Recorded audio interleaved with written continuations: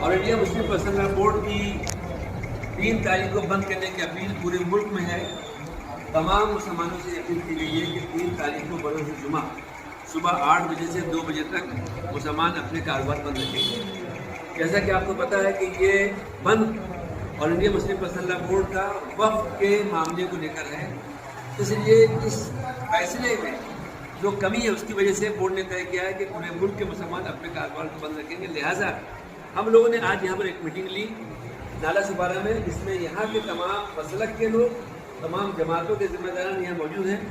اور وہ سب نے مل کے فیصلہ کیا ہے کہ ہم لوگ بھی اپنے نالا سپارہ، وسئی اور بیلار کے سبھی لوگ اپنے کاروبار کو جمعہ کے دن صبح 8 بجے سے 2 بجے تک بند رکھیں گے۔ ہمارے بیچ یہاں پر حبیب پٹیل صاحب ہیں، جناب حبیب پٹیل صاحب،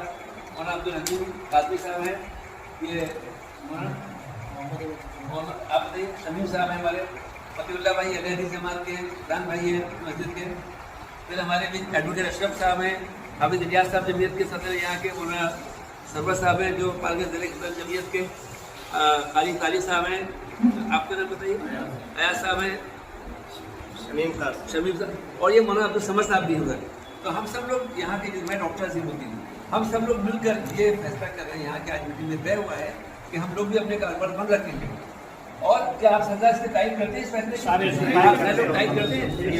تو ان تمام لوگوں نے اس کی تائید کی ہے کہ جو بورڈ نے جو فیصلہ کیا یہاں کے تمام علماء، تمام ذمہ دار اس کی تائید کرتے ہیں۔ اب دوسری بات یہ ہے کہ ہم سب لوگ یہ چاہتے ہیں تمام مسلمان بھائیوں سے بھی، نالا سپارہ اور وسئی بیلار کے